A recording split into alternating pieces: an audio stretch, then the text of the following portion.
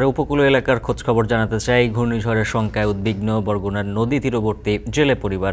বিস্তারিত জানাতে বরগুনার পায়রা তীরবর্তী জেলখানা এলাকা থেকে যুক্ত হচ্ছেন সহকর্মী জিয়াদ মাহমুদ।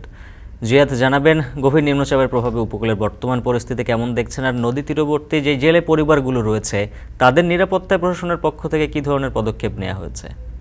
স্বাস্থ্য এবং স্বাদের মধ্যে চমৎকার একটা ব্যালেন্স করে পীর প্রিমিয়াম আয়োডাইজড লবণ। উজ্জ্বল, গত বছর আমরা দেখেছি যে ঘূর্ণিঝড় মিথিলি তাণ্ডবে পড়ে যে মজিবুর চাপরাশি কিংবা আব্দুল আউয়াল সহ 25 জন জেলে নিখোঁজ হয়েছিল, তাদের কিন্তু এখন পর্যন্ত কোনো খোঁজ পাওয়া যায়নি এবং সেই কন্দন রোলে এখনো কিন্তু ভারী হয়ে উঠেছে জেলেপল্লীর বাতাস। সেই যে শোক কাটতে না কাটতেই নতুন করে যে ঘূর্ণিঝড়ের একটি পূর্বাভাস, এটি কিন্তু উপকূলের জেলেপল্লীর জন্য খুবই আতঙ্কে, তারা খুবই শঙ্কায় আছেন বলে আমাদের জানিয়েছেন। যদিও 65 দিনের নিষেধাজ্ঞা চলছে গভীর সমুদ্রে মাছ শিকারে, তবুও এখানকার জেলেপল্লীর যে স্থানীয় বাসিন্দারা তারা আমাদের জানিয়েছেন যে বেশিরভাগ জেলে ফিরলে অনেক জেলেরা কিন্তু প্রশাসনের চক্ষু উপেক্ষা করে এখনো সমুদ্রে অবস্থান করছেন। যদিও এই বরগুনা জেলা দুর্যোগ প্রবণ হওয়া সত্ত্বেও এখানে কোনো আবহাওয়া পূর্বাভাস কেন্দ্র নেই কোনো শক্তিশালী নেটওয়ার্ক ব্যবস্থা যার মাধ্যমে এসব জেলেদের সাথে যোগাযোগ করা যাবে। এই কারণে কিন্তু এখানকার মানুষজন খুব চিন্তায় রয়েছেন।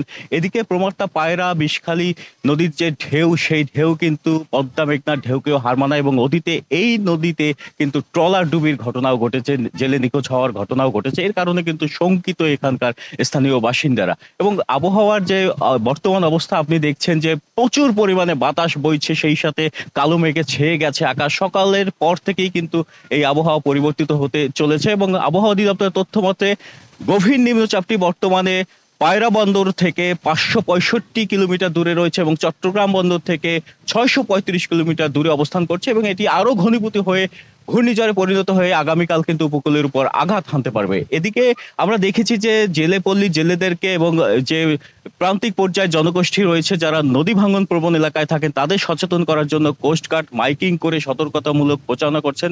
আর এদিকে আজ দুপুরে জেলা প্রশাসনের তরফ থেকে কিন্তু জরুরি একটি সভা ডাকা হয়েছে ঘূর্ণিঝড় প্রতিরোধ বিষয়ে এবং এদিকে জানানো হয়েছে, তাদের পক্ষ থেকে জানানো হয়েছে যে 642টি আশ্রয়ন কেন্দ্র, 3টি মুজিব কিল্লা এবং 10,000-এর মতো স্বেচ্ছাসেবী কিন্তু প্রস্তুত আছে এই ঘূর্ণিঝড় মোকাবিলায়। এই ছিল বরগুনা থেকে আমার কাছে সবশেষ।